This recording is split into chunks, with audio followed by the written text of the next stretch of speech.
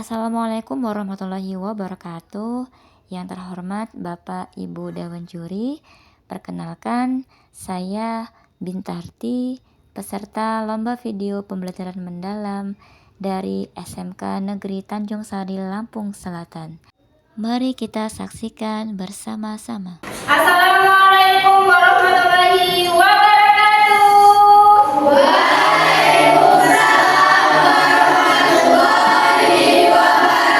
Berdoa mulai.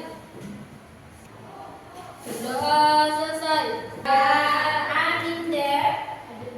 Hari ini. Gimana kabarnya hari ini? Ada yang sedih? Ada. Ada yang sedih. Ada yang lagi gak enak badan. Kita ice breaking sebentar ya, mau nggak? Mau. Oke, kamu satu. Kamu dua. Kamu tiga.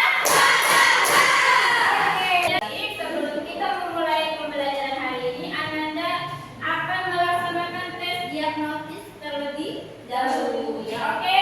Silakan Ananda lihat layar di Infokus.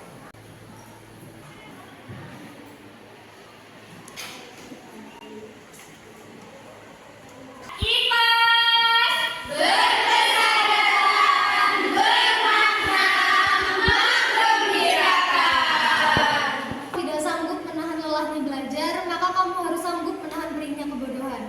Oke. Dan buah-buahannya ya. Nah, Ibu akan persepsi lagi. Minggu kemarin Ananda sudah belajar tentang senyawa, unsur, dan campuran. Karbon dioksida. Karbon dioksida unsur apa senyawa, Ibu tanya? Senyawa. Nah, betul senyawa. Sekarang kita kasih lewat buat Naila.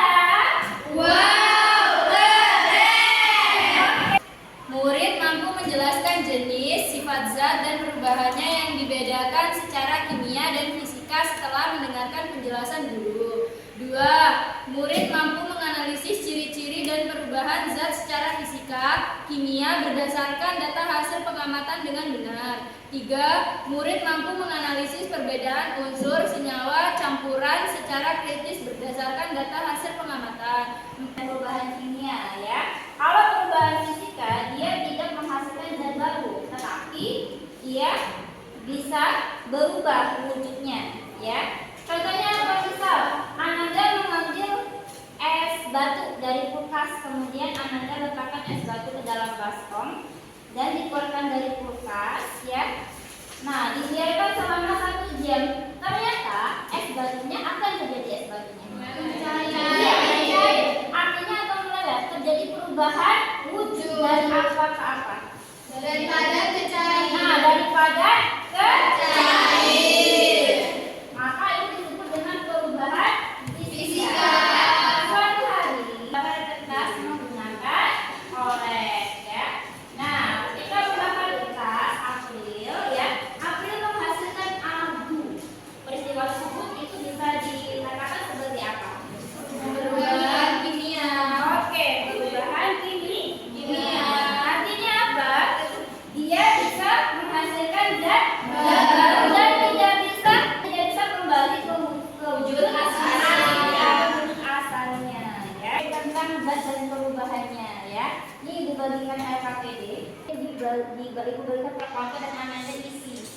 Ya, ngisinya secara diskusi kelompok. Ananda hari ini akan membuat project. Silakan diskusikan project yang akan Ananda buat.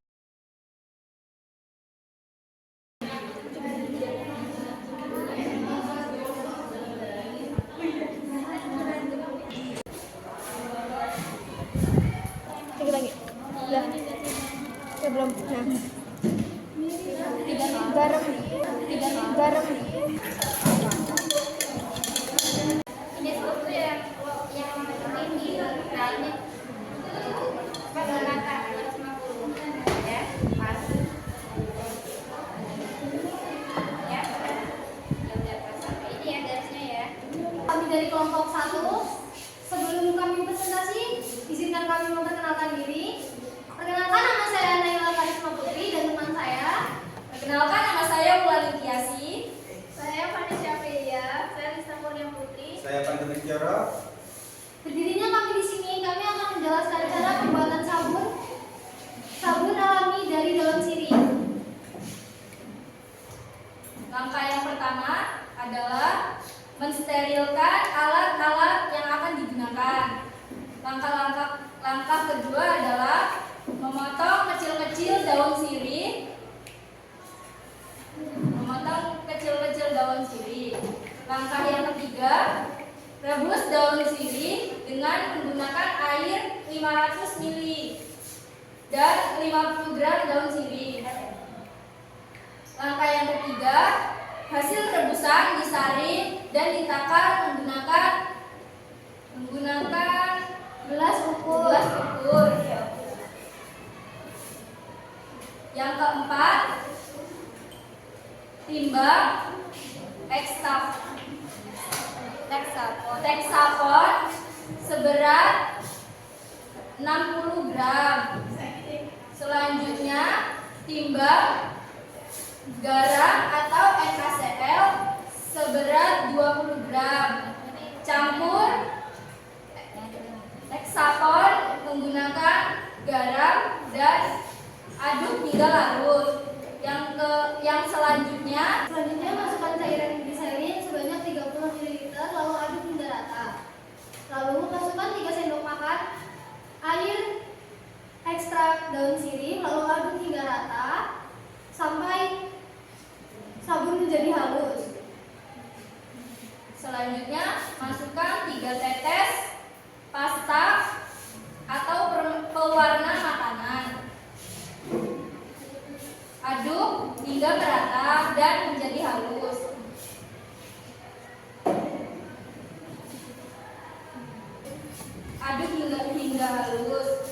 Selanjutnya, masukkan 500 ml air ekstrak daun sirih.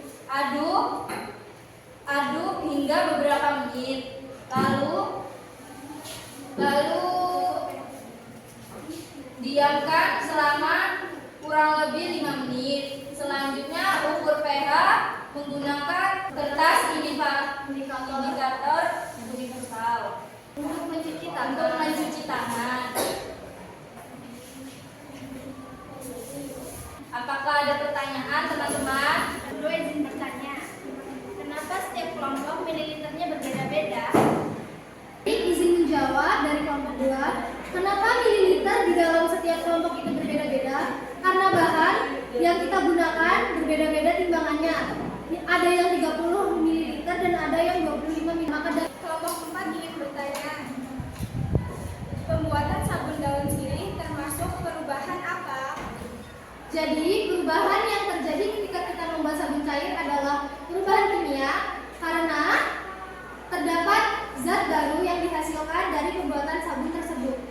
Kesimpulan dari pembuatan sabun daun sirih adalah daun sirih merupakan bahan alami yang efektif dan potensial untuk dibuat sabun karena mengandung senyawa antibakteri dan antiseptik seperti flavonoid, fenol, dan spodin.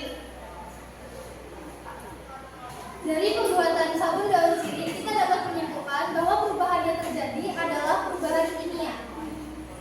Pembelajaran hari ini Baik, menyenangkan. salut dan hal baru apa yang Ananda pelajari dari pembuatan sabun hari ini? Kita jadi tahu untuk bisa membuat sabun antiseptik dari daun sirih. Kita kasih aplaus buat kelompok